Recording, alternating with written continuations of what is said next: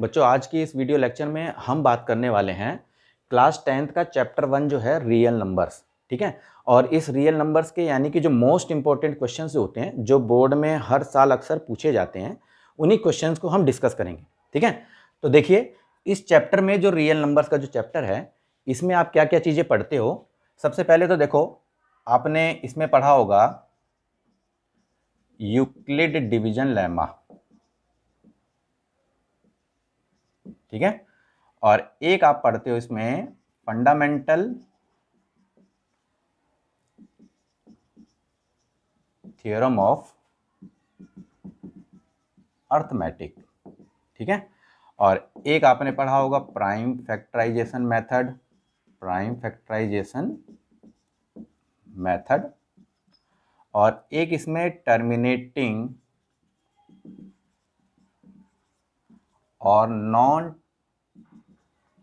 Terminating decimal expansions के बारे में पढ़ा होगा। ठीक है। तो इस बार तो बेटा देखो, आपका ये जो है यूक्लिड डिवीजन लेमा जो है वो आपका इस साल नहीं आएगा। ठीक है। तो हम इन्हीं से रिलेटेड जो मोस्ट इंपॉर्टेंट क्वेश्चंस होंगे जो अक्सर आते हैं और इस साल भी जरूर आएंगे, ठीक है, तो उन्हीं को हम डिस्कस करेंगे। ठीक है। तो आइए शुरू करते हैं। तो देखो बेटा, पहला क्वेश्चन देखो, आप सबसे पहले ना हम एक एक नंबर वाले सवालों को डिस्कस करेंगे, कुछ सवालों को, फिर इसके बाद आगे बढ़ेंगे। ठीक है। और मैं ये कह रहा हूं कि ऐसे सवाल आप ध्यान रखना कि इस बार बोर्ड में जरूर आएंगे, तो आप इन क्वेश्चनों को इसी तरह से प्रैक्टिस कर लो आप अच्छी तरह से। ठीक है। तो देखो, आप फर्स्ट क्वेश्चन देखो, आप सबसे पहले इनमें इस वीडियो में ना हम सिर्फ क्वेश्चन को ही डिस्कस करेंगे अच्छी तरह से। ठीक है। बाकी तो आपने चैप्टर 1 तो पहले पढ़ भी चुके होंगे, और तो इसमें सिर्फ हम क्वेश्चन, इंपॉर्टेंट जो क्वेश्चन है उन्हीं को देखेंगे हम सारी। ठीक है। अब देखो, आप सबसे पहले क्या लिख रहा है, क्या बोल रहा है क्वेश्चन में, if the HCF of 65 and 117 is expressible in the form of 65m minus 117, find the value of m, यानी कि m की वैल्यू निकालनी है। तो सबसे पहले देखो, आप जो 65 और 117 का जो एचसीएफ है उसको इस फॉर्म में एक्सप्रेस करके दिखा रखा है। ठीक है, समझ रहे हो आप बिल्कुल। तो हमें m की वैल्यू निकालनी है। ठीक है। तो सबसे पहले तो देखो बेटा, सबसे पहले हम 65 और 117 का एचसीएफ निकाल लेते हैं। ठीक है। एक नंबर में एक क्वेश्चन आएगा बेटा, जरूर आप देख लेना। तो देखो, सबसे पहले हमने 65 के फैक्टर ले लिए बेटा। तो देखो आप 65 के कौन कौन से फैक्टर हुए, आप ये देखो 5 इंटू 13। ठीक है। इसके बाद देखो 117, ये देखो प्राइम फैक्टराइजेशन मेथड होता है, ध्यान रखना बेटा, जो भी कोई कंपोजिट नंबर होता है जिसके दो से ज्यादा फैक्टर होते हैं, ठीक है ना, तो उसको जो है हम प्रोडक्ट ऑफ प्राइम में लिख सकते हैं। ठीक है। तो अब यहां पर देखो आप, तो जैसे हमने लिखा है यहां पर, अब 1117 का देखो बेटा, इसको हम ऐसे लिख सकते हैं 3 3 9 और 13 निम्मा 117। ठीक है, ये हमारा हो गया। अब हमने क्या करा, इसका हमने एचसीएफ निकाल दिया। अब एचसीएफ यदि आप निकालोगे तो आपको पता ही है कि हम क्या करते हैं, जो प्राइम नंबर जो होते हैं हमारे, फैक्टर जो होते हैं हमारे, एचसीएफ निकालने के लिए क्या करते हैं, हम स्मॉलेस्ट पावर को ले लेते हैं। ठीक है। और एलसीएम निकालने के लिए ग्रेटेस्ट पावर हम ले लेते हैं। ठीक है। तो अब यहां पर आप देखो अच्छी तरह से, इसको मैं ऐसे भी लिख सकता हूं बेटा, देखो ये देखो 3 की स्क्वायर और ये 13 हो जाएगा, और ये तो आपको पता ही है 5 की 1 है, ये 13 की 1 है, इस तरह से। अब इसमें कॉमन क्या आ रहा है, तो कॉमन देखो आप 13 और ये 13 देखो, तो कॉमन आ रहा है। हमें एलसीएम तो निकालना नहीं, हमें तो एचसीएफ निकालना है। तो हमारा जो है 13 जो है 65 और 117 का एचसीएफ हमारा आ गया। ठीक है। अब क्वेश्चन में क्या कह रहा है, ये क्वेश्चन में कह रहा है कि 65 माइनस 117 ये एचसीएफ की फॉर्म में है। तो आपने क्या करा, इसमें इज इक्वल टू 13 डाल दिया, क्योंकि हमारा एचसीएफ 13 आ ही गया है। तो अब क्या किया इसके बाद आपने, 65m इज इक्वल टू 13, इसको इधर ले गया 117 हो गया। तो आपने लिखा 65m इज इक्वल टू, अब आपने इसको प्लस कर दिया, तो इसको प्लस कर दो आप जरा, 117 और 13 को प्लस करो, 7 3 10, 2 और 1 3, और ये तो यानी कि 130 आपका आ गया इसका सम करने पर। तो m की वैल्यू क्या हुई आपकी, 130 अपॉन में 65। तो 65 से तो बेटा डायरेक्ट ही कट रहा है 2 से, तो m की वैल्यू आपकी आ गई 2। ठीक है। तो इस तरह से जो है ना आप इस सवाल को कर सकते हो। तो बेटा ये एक नंबर में आपका सवाल जरूर आएगा, ये ध्यान रख लेना आप अच्छी तरह से। ठीक है। नेक्स्ट क्वेश्चन देखो आप, नेक्स्ट क्वेश्चन में क्या कह रहा है ये, if two positive integers p and q can be expressed as p is equal to a b square.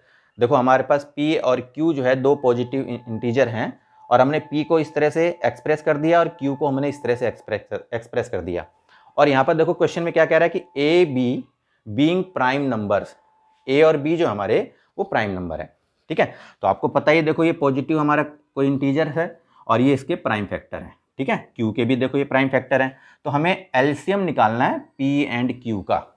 ठीक है, तो सबसे पहले तो बेटा देखो हमने इसको लिखा, देखो p हमारा ए बी की स्क्वायर दे रखा है। ठीक है, तो ए बी की स्क्वायर का मतलब क्या हुआ, इसको जरा प्रोडक्ट फॉर्म में लिख दो, a into b into b. और q का जो हमारा क्या दे रखा है, a क्यूब b, तो इसको भी प्रोडक्ट फॉर्म में लिख दो, a into a into b। इस तरह से हमने प्रोडक्ट फॉर्म में लिख दिया इसको। ठीक है, अब हमने क्या किया, अब हमने लिख दिया यहां पर एलसीएम ऑफ पी क्यू। अब हमें एलसीएम निकालना है इसका, तो आप इसमें देखो कॉमन, आप कॉमन लेते चले जाओ। तो देखो इसमें एलसीएम निकालोगे तो देखो एक तो ये कॉमन आ रहा है इसमें और एक देखो ये बी कॉमन है। चलो मान लिया हमने, तो हमने क्या किया, देखो इसका तो कॉमन ए ले लिया हमने, तो बाकी के जो बचते हैं उसको भी हम ले लेते हैं। ठीक है ना, तो जैसे देखो a इंटू ए हमने ले लिया और b का हमारा एक ये b आ गया और इधर एक ये b आ गया। ठीक है, तो ये हो गया हमारा a क्यूब और b स्क्वायर।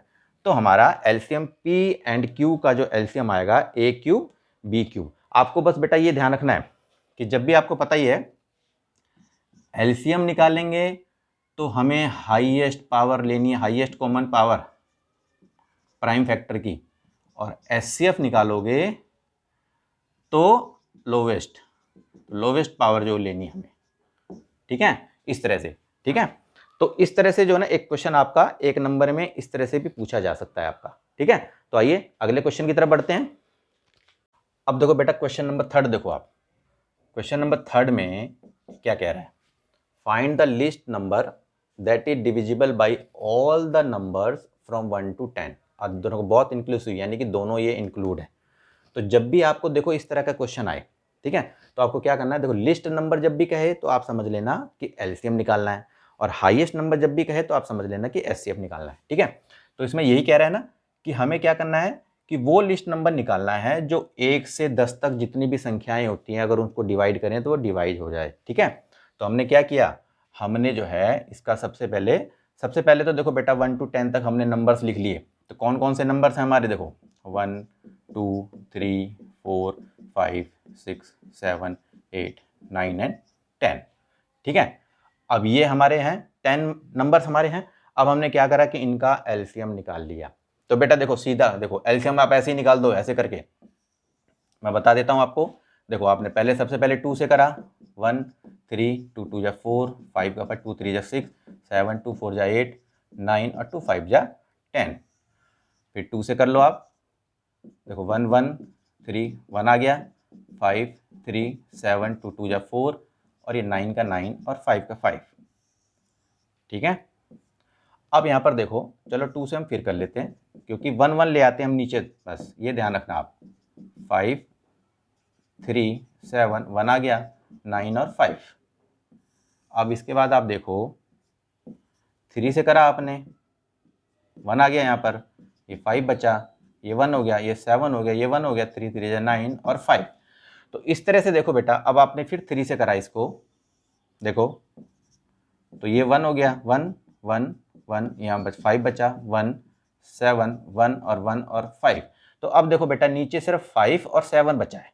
ठीक है ना, तो 5 और 7 बचा है, तो हमारे देखो इसके एलसीएम अब अगर हमने निकाला है यहाँ पर, तो देखो जो ये हमारे प्राइम फैक्टर है, अब प्राइम फैक्टर में देखो एक 5 और 7 भी आ जाएगा, क्योंकि देखो इसके बाद अगर आप 5 से करोगे तो ये 1 1 हो जाएगा, नीचे 7 बचेगा, तो फिर 7 से करोगे इसके बाद। ठीक है, तो आपके जो प्राइम फैक्टर आ गए, तो आपने यहाँ पर लिख दिया, देखो पहले 1 2 3। तो सबसे पहले देखो 2 कितनी बार है, 3 बार है, और 3 2 बार है, और 5 है, और इसके बाद है 7। अब इसको मल्टीप्लाई कर दो आप, तो देखो 2 दूनी 4 दूनी 8 तियां 24 तियां 72, 72 पंजे देखो आप 75 टू 72 पंजे करो आप सबसे पहले, 5 दूनी 5 7 35 और 36, और फिर उसके बाद 7 से मल्टीप्लाई कर दो, 7 6 42, 4 7 1 4 25, तो आपका एलसीएम आ गया 2520। तो देखो आप, तो इसका मतलब ये है कि वो सबसे छोटा नंबर है हमारा 2520, जिसको हम 1 से लेकर 10 तक में कोई भी संख्या से डिवाइड करेंगे तो वो डिवाइड हो जाएगा। तो बस याद रखना कि बेटा इस तरह का क्वेश्चन आए तो सबसे पहले क्या करना है, एलसीएम निकाल देना है, तो वही नंबर आपका पता चल जाएगा। ठीक है, अब अगले क्वेश्चन को आप देखो। अगला क्वेश्चन क्या कह रहा है, ये बेटा एक एक नंबर के सवाल हैं आपके, ठीक है, और ये मोस्ट एक्सपेक्टेड हैं जो बोर्ड में आ सकते हैं आपके।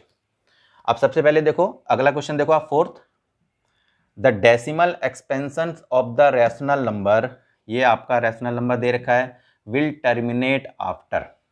तो आपको ये बताना है कि यदि मैं इन संख्या को डिवाइड करूं तो ये कितने डेसिमल प्लेस के बाद ये टर्मिनेट हो जाएगी पूरी की पूरी। 1 डेसिमल प्लेस के बाद होएगी, 2 डेसिमल प्लेस के बाद होएगी, 3 डेसिमल के बाद की 4 डेसिमल के बाद। तो हम इसको कैसे करेंगे, तो आप देखो आपने ये संख्या लिखी 14587, आप इसको करके देख लो। तो देखो आप, तो देखो 14587, अब इसका प्राइम फैक्टर निकाल दो बेटा। तो इसका जब प्राइम फैक्टर निकालोगे तो 2 × 5 की 4 हो जाएगा। आप करके देख लेना चाहिए, ठीक है। अब यहां पर देखो आप क्या हो रहा है, अब आपको पता है कि कोई भी संख्या टर्मिनेट होती है जब उसका डेनोमिनेटर 2m × 5n की फॉर्म में लिखा जाता है, तो वो संख्या टर्मिनेट हो जाती है, ठीक है, ये तो आपको पता ही है। अब यहाँ पे देखो 2 × 5 की 4 आ रहा है यहाँ पर, तो अब हमें क्या करना है, इसको भी इसके इक्वल करना है, ठीक है। तो मैंने क्या करा, अब देखो 5 की 4 है तो मैंने क्या करा, 2 की 4 और लगा दिया यहाँ पर, तो यानी कि 2 की 3 ऐड करा इसमें, मैंने इसमें बढ़ाया मैंने, तभी तो ये 2 की 4 हुआ ना।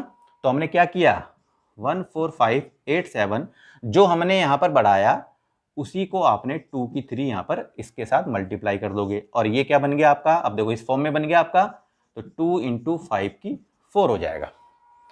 तो आपका देखो ये क्या हुआ, 14587 और 2 2 4 2 8 आपका ये हो गया, और इसको आपने करा तो 10 की 4 हो गया।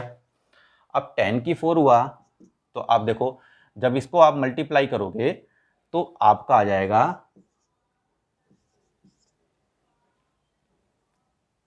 आपका मल्टीप्लाई करने पर, तो देखो 14587 × 8 को यदि आप मल्टीप्लाई करोगे तो 16116 और 696 ये आपका आ गया, और इसको आपने कर दिया 1 2 3 4 इस तरह से, ठीक है। अब तो आप पता ही है जब भी आपका नीचे डेनोमिनेटर में 10 हो, 100 हो, 1000 हो, तो आप उसको डेसिमल में इजीली लिख सकते हो। तो देखो आप यहाँ पर 4 जीरो है तो 4 नंबर डेसिमल से उधर चले जाएंगे, तो आपका आ गया 11.6696। तो यानी कि जो है ये संख्या हमारी 4 डेसिमल के बाद टर्मिनेट हो जा रही है। तो हमारा ऑप्शन कौन सा होगा बेटा, डी ऑप्शन हमारा सही है। तो बेटा ये इस तरह का क्वेश्चन जो है वो भी आपका 1 नंबर में आ सकता है, ठीक है। अब अगले क्वेश्चन की तरफ बढ़ते हैं। अब देखो बेटा अगला क्वेश्चन देखो आप, अगला क्वेश्चन में क्या कह रहा है ये, the HCF and LCM of 2 numbers are 9 and 360। देखो 2 नंबरों का जो है ना HCF और LCM आपको दे रखा है, ठीक है। HCF आपको ये दे रखा है और LCM आपको ये दे रखा है, ठीक है। इफ वन नंबर इज 45, यदि मान लो कि उनमें से एक नंबर 45 है तो हमें दूसरा नंबर निकालना है, ठीक है। और ये क्वेश्चन बेटा 2 मार्क्स में जरूर आएगा, ध्यान रख लेना आप। तो इसको देखो बेटा हमने कैसे किया, तो इसको करने से पहले बेटा देखो आपको ना एक फॉर्मूला तो पता ही होगा, आपको ये पता ही है कि हमने कहा HCF multiply LCM is equal to product of 2 numbers, ये होता है आपको पता ही है, ठीक है ना। तो ये हमारा एक फॉर्मूला होता है, इसको आप अच्छी तरह से देख लो। अब इसके बाद देखो क्या है, HCF हमें कितना दे रखा है 9, LCM कितना बेटा 360। अब प्रोडक्ट ऑफ 2 नंबर, तो हमारे पास एक नंबर तो है तो हमने चलो यहाँ पर लिख दिया। अब हमारे पास अदर नंबर नहीं है तो इनटू में चलो हमने लिख दिया यहाँ पर अदर नंबर, ठीक है ना। अब हमें अदर नंबर ही निकालना है, तो सिंपल हो गया। देखो आपने कहा other number is equal to, इसको आपने ऊपर लिख दिया और इसको नीचे कर दिया। अब इसको काट दो, 9 एकम 9, 9 पंजे 45 और 5 से इसको काट दो, 5 सत्ते 35, 5 दूनी 10, तो हमारा अदर नंबर आ गया 72, ठीक है। तो ये बेटा ये 2 मार्क्स में ना ये क्वेश्चन आ सकता है आपका, ठीक है। तो बस ये फार्मूला आपको याद रखना है। तो इस फार्मूले से आप एचसीएफ भी निकाल सकते हो, एलसीएम भी निकाल सकते हो और प्रोडक्ट ऑफ 2 नंबर में से कोई एक नंबर भी निकाल सकते हो, ठीक है। तो ये आपको ध्यान रखना अच्छी तरह से। अगला क्वेश्चन देखो बेटा,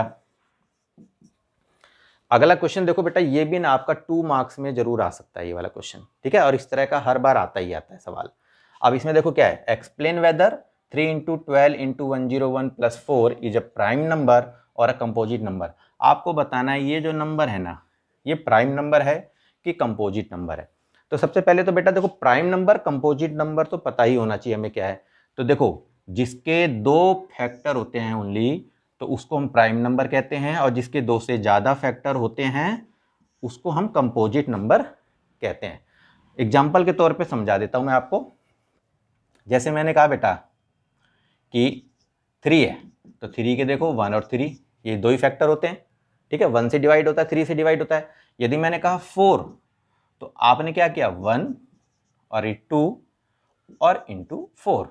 तो देखो 4 जो है 1 से भी डिवाइड होगा, 2 से भी डिवाइड होगा और अपनी टेबल से भी डिवाइड होता है। तो देखो इसके 3 फैक्टर हैं, इसके 2 फैक्टर है, तो ये हमारा प्राइम नंबर होता है, ये हमारा कंपोजिट नंबर होता है।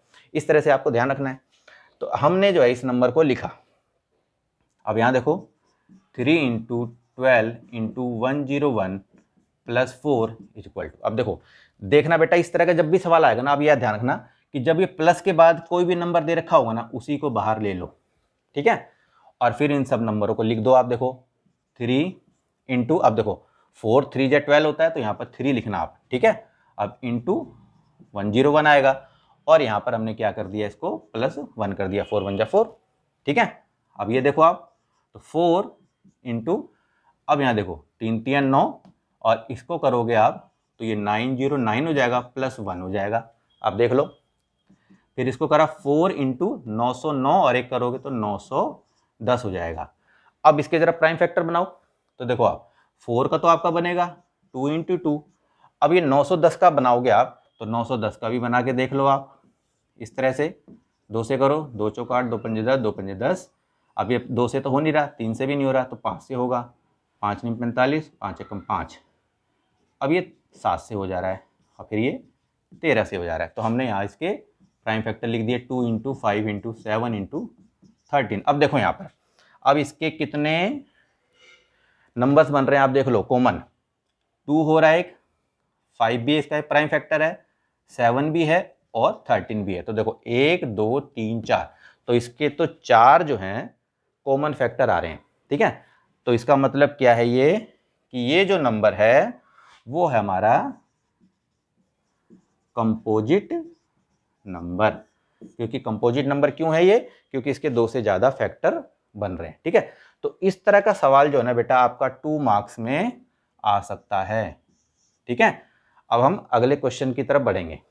तो बेटा अगला क्वेश्चन देखो आप, find the greatest number of 6 digit exactly divisible by 18, 24 and 36। ये सवाल भी जो है ना आपका 3 मार्क्स में आ सकता है, ठीक है ना। तो हमें ग्रेटेस्ट नंबर बताना है, आपको ध्यान रखना अच्छी तरह से, 6 डिजिट का, जो 18 से भी, 24 से भी और 36 से भी जो है एग्जैक्टली डिविजिबल हो जाए। तो इसके लिए आप क्या करोगे बेटा, इसके लिए सबसे पहले क्या करना कि ये जो हमारे नंबर दे रखे हैं, आप देख लो, ये जो दे रखा है इसका हमें एलसीएम निकाल लेना है। तो सबसे पहले तो देखो बेटा, हमने इसका एलसीएम ले लेते हैं सबसे पहले। देखो तो हम इसको प्राइम फैक्टर कर लेते हैं जरा। 18 का आप ये करो, 2 9 जा, 3 3 जा 9, 3 1 जा 3, और 24 का कर लो आप, 2 12 पे चला गया, 2 6 पे, 2 3 पे और 3 1 कम, और 36 को आप करो, 2 18 पे गया बेटा, 2 9 पे, 3 3 9, 3 1 कम 3। अब आप इसके प्राइम फैक्टर लिख लो आप, देखो 2 3 3, इसको मैं ऐसे लिख सकता हूँ 2 की पावर 1 लिख दो और 3 की पावर 2 लिख दो यहाँ पर। अब 24 को लिख लो आप। 24 के कितने प्राइम फैक्टर हैं, 1 2 3 और ये, तो देखो 1 2 3, 3 बार है ना 2 और एक बार ये 3 है, तो इसको हम पावर में लिख देते हैं, 2 की 3, 3 की 1। और 36 को भी लिख लो आप, 2 इंटू 2, 3 इंटू 3, तो 2 की 2 और 3 की 2। अब इनका एलसीएम निकाल दो, यानी कि 18, 24 और 36 का एलसीएम निकाल दो। तो मैंने बताया था बेटा एलसीएम में क्या करते हैं, ग्रेटेस्ट पावर को लेते हैं। तो देखो आप, ये 2 की 1 है, ये 2 की 3 है, ये 2 की 2 है, तो ग्रेटेस्ट पावर कौन सी है, 2 की 3, तो हमने यहाँ पर 2 की 3 ले लिया। अब इसके बाद देखो 3 यहाँ भी है, 3 यहाँ भी है, 3 यहाँ भी है, तो हाईएस्ट पावर कौन सी है, 3 की 2, और तो कुछ है नहीं यहाँ पर लेने के लिए। तो बस हमारा क्या हो गया, इसको एक्सपेंड कर दो जरा। अब इसको मल्टीप्लाई कर लो, 2 दूनी 4 दूनी 8 3 24 3 72, यानी कि 72 जो है इसका एलसीएम आ गया। सबसे पहले तो हमने इसका एलसीएम निकाल दिया, करेक्ट। अब इसके बाद क्या कह रहा है ये, ग्रेटेस्ट नंबर ऑफ 6 डिजिट, तो हमने यहाँ पर लिख दिया ग्रेटेस्ट नंबर ऑफ 6 डिजिट। तो क्या होता है, तो आपको पता होगा कि जब भी ग्रेटेस्ट नंबर लिखते हैं तो हम क्या करते हैं, 9999 लिख देते हैं। तो 6 बार 9 लिख दो बेटा, 1 2 3 4 5 6, ये हमारा ग्रेटेस्ट हो गया। अब क्या करेंगे, एलसीएम से इसको हम डिवाइड कर देंगे, बस 1 2 3 4 5 6 और 72 से हम इसको डिवाइड करेंगे। तो सबसे पहले करो 72 बन जाए तो बेटा 72 ही होगा। अब माइनस करो, 9 में से 7, 9 में से 2 गए 7 और ये 2, 9 उतार लिया आपने। अब इसको करो, कितने पे जा रहा है अब ये, आप देखो 3 पे करके देखते हैं, 3 दूनी 6, 3 सत्ते 21, चलो 4 पे भी देख लेते हैं, ज़्यादा हो जाएगा, 3 से कर लो आप, तो 216 हो रहा है आपका। अब इसको करो जरा, 3 6, ये तो कट गया। अब एक 9 इस तरह से उतार लो आप।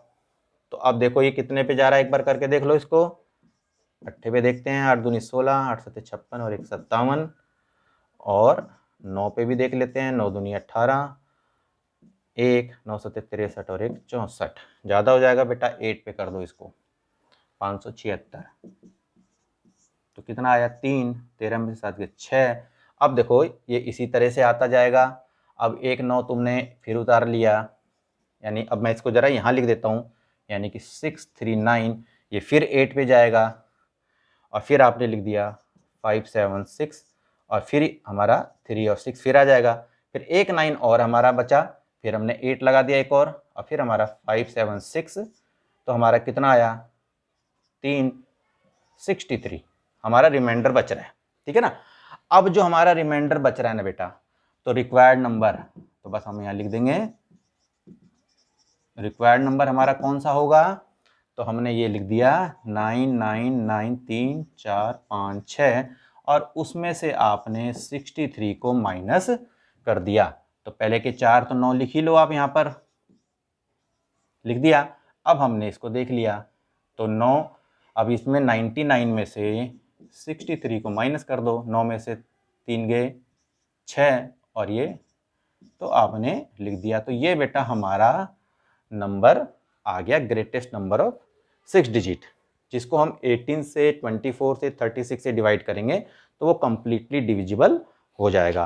तो ये बेटा 3 मार्क्स में ये क्वेश्चन जरूर आ सकता है आपका, ठीक है। इस तरह से अगर इन सवालों को प्रैक्टिस कर लोगे तो मैं कह रहा हूँ कि 90+ मार्क्स बच्चे के आराम से आ जाएंगे, कोई दिक्कत वाली बात नहीं है, ठीक है। और बाकी तो आप खुद प्रैक्टिस कर भी रहे हो सारी चीज़ें, लेकिन इन क्वेश्चनों को भी आप अच्छी तरह से फोकस करके रखना, ठीक है। अब अगले क्वेश्चन की तरफ बढ़ते हैं, जो मोस्ट इंपॉर्टेंट। अब देखो बेटा ऐसी नंबर वाइज हम बढ़ते चले जाएंगे, ठीक है ना। अभी 1-2 क्वेश्चन और हैं जो अक्सर बोर्ड में आते ही आते हैं, ठीक है ना, तो आगे उनको देखते हैं। अब देखो बेटा ये जो क्वेश्चन है ना आपका, देखो आप, शो दैट 6 की power n can and with digit 0 for any natural number n। ये क्वेश्चन जो है ना बोर्ड में अक्सर आता ही आता है, तो आप इसको अच्छी तरह से तैयारी कर लेना इसकी, ठीक है। अब देखो यहाँ पर क्या कह रहा है, चलो मैं सॉल्व करके दिखाता हूँ। देखो यहाँ क्या कह रहा है कि देखो 6 की पावर n, देखो ये जो मैंने सर्कल कर रखा है, ये कोई भी एक नेचुरल नंबर है, तो क्या जो है यहाँ पर कोई भी नंबर आने पर तो क्या ये डिजिट इसकी जो प्रोडक्ट फॉर्म होगी वो 0 से एंड होगा कि नहीं होगा, ये हमें शो करना है। जैसे मैंने कहा बेटा 6 की पावर 2 है, जैसे मान लो, तो 6 की पावर 2 का मतलब क्या हुआ 36, तो 36 के पीछे तो 6 आ रहा है ना, 0 तो नहीं आ रहा ना, तो यही हमें शो करना है। कैसे, तो देखो हम इसको सॉल्व करके ही बताते हैं आपको। तो मैंने लिखा any number which and with the digit 0 must have at least 2 and 5 as a common factor. must have at least 2 and 5 as a prime factors। ठीक है, यानी कि उसका प्राइम फैक्टर जो है 2 या 5 तो जरूर होगा, ठीक है ना, 2 and 5 as a prime factors. अब समझो कैसे, देखो कोई भी डिजिट जो 0 से एंड होती है, जैसे मैंने कहा बेटा 10 है, देखो तो 10 देखो 0 से एंड हो रहा है ना, अगर मान लो 10 के मैं बोला प्राइम फैक्टर लिखो तो आपने बोला 2 5, ठीक है, तो देखो 2 भी आता है 5 भी आता है, दोनों चीजें आती है। कोई भी नंबर ले लो जिसका जो नंबर एंड जो है 0 से हो रहा हो, कोई भी नंबर ले लो आप, जैसे मैंने कहा मान लो 20 ले लिया आपने, तो देखो आप, तो ये देखो आप, तो इसके प्राइम फैक्टर 2 और 5 हो रहे कि नहीं हो रहे, तो यही बात ये कह रहा है इसमें। देखो any number which end with the digit 0 must have at least 2 and 5 as a prime factors. ठीक है, तो सिंस अब हमें क्या दे रखा है, सिंस 6 जो है हमारा, अब 6 के कौन कौन से प्राइम फैक्टर है, देखो आप 2 3 जा 6, 2 और 3 हो रहे हमारे, तो देयरफॉर 6 की पावर n यानी कि 2 इंटू 3 की n, यानी कि 2 की n और 3 की n हमारा इस तरह से बन रहा है। तो कहने का मतलब ये हुआ कि thus the prime factors of 6 are, तो 6 के कौन कौन से प्राइम फैक्टर हुए बेटा, 2 and 3, ठीक है ना, तो 2 and 3 हो रहे हैं, तब 2 तो हो रहा है हमारा, ठीक है ना, लेकिन 5 तो नहीं आ रहा ना, तो इसका मतलब क्या हुआ, hence 6 की power n does not contain 5 as a prime factor, क्योंकि 5 तो आ ही नहीं रहा है, ठीक है ना, तो हाँ, तो इसका मतलब क्या हुआ, तो हाँ, तो इसका मतलब ये हुआ therefore, अब देखो यहां पर क्या हो रहा है कि इसमें 5 तो कोई भी प्राइम फैक्टर नहीं आ रहा, तो इसका मतलब ये होगा कि therefore 6 की power n can never and with the digit 0। तो यानी कि 6 की पावर जो n कोई भी नेचुरल नंबर होगा उसकी पावर, यानी कि वो कभी भी जो है 0 से एंड उसकी डिजिट होएगी ही नहीं, ठीक है। तो इस तरह से आप इसको लिख दोगे तो ये लगा लो कि 3 मार्क्स जो हैं आपके पक्के हैं, ये 3 मार्क्स में जरूर आएगा, और आपको बस इतनी सी ही बातें लिखनी है इसके अंदर, ठीक है ना। अब आइए अगले क्वेश्चन की तरफ बढ़ते हैं। देखो बेटा एक ये क्वेश्चन देखो आप, prove that root 5 is an irrational number. ये सवाल तो 100% बोर्ड में आएगा ही आएगा, इसको बिल्कुल अच्छी तरह से आप प्रैक्टिस कर लो, ठीक है। ये सवाल इस टाइप का जरूर आता है। अब इसको देखो बेटा, आप बिल्कुल सिंपल तरीके से इसको कर सकते हो, इसी तरीके से जैसा मैं बता रहा हूँ उसी तरीके से आप इसको देख लो अच्छी तरह से। हमें बताना क्या है कि root 5 is an irrational number, prove करो इसे। चलो हमने मान लिया let root 5 is a rational, ठीक है, हमने इसको रैशनल मान लिया, ठीक, तो such that root 5 is equal to a upon में b, where a and b are integers and coprime number है, ठीक है ना। तो हमने इस तरह से लिख दिया इसको, and b is not equal to 0। ठीक है, अब हमने क्या करा इसको, अब मैंने इसको इस तरह से लिख दिया, चलो इसको क्रॉस मल्टीप्लाई कर दिया इज इक्वल टू a। अब मैंने क्या करा, squaring both side we get, squaring on both side we get. ठीक है, अब दोनों तरफ इसकी स्क्वायर कर देना, तो दोनों तरफ आप इसकी स्क्वायर करोगे तो ये आपका हो जाएगा इस तरह से, और जब इसका स्क्वायर करोगे आप तो क्या हो जाएगा, ये 5b की square is equal to a की स्क्वायर। ठीक है, तो अब यहां देखो क्या हो रहा है कि a की स्क्वायर इज डिविजिबल बाई 5, तो a is also divisible by 5। ये हमारी इक्वेशन फर्स्ट हो गई। ये बेटा थ्योरम 1.3 है, ध्यान रखना ये उसके अकॉर्डिंग है ये। ठीक है, अब कैसे हुआ, यदि देखो मान लो कि a की स्क्वायर जो है डिविजिबल बाई 5 हो रहा है तो a is also divisible by 5 होगा। ठीक है ना, जैसे मैंने कहा बेटा 4 की 3 जो है वो 2 की 2 से डिवाइड होगा, तो 4 जो है वो 2 से भी तो डिविजिबल होगा ना। तो इसी तरीके से आप ये देखो यहाँ पर इस तरह से हमने मान लिया इसको। ठीक है, अब देखो क्या है, अब हमने क्या किया, चलो let a is equal to 5c मान लिया हमने, और where c is some integers. ठीक है, तो हमने ये मान लिया, तो हम इसी को इसी तरह से ले लेते हैं हम यहाँ पर। तो देखो 5b की स्क्वायर और a को तो हमने 5c माना, तो 5c की स्क्वायर, तो ये देखो 5b की square is equal to 5 5 25, c की स्क्वायर हो गया आपका।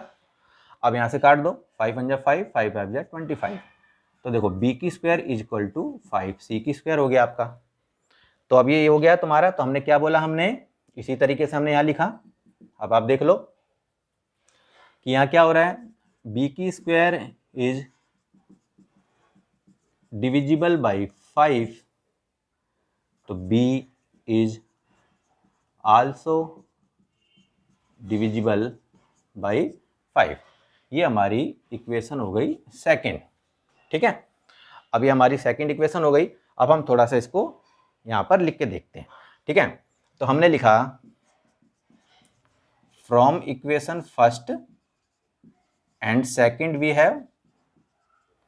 अब हमने फर्स्ट और सेकंड से क्या देखा कि देखो a और b तो हमारे प्राइम फैक्टर्स थे, यानी a और b हमारे जो इंटीजर्स थे। ठीक है ना, और हमारे क्या थे, पॉजिटिव इंटीजर्स हैं हमारे, ध्यान रखना ये।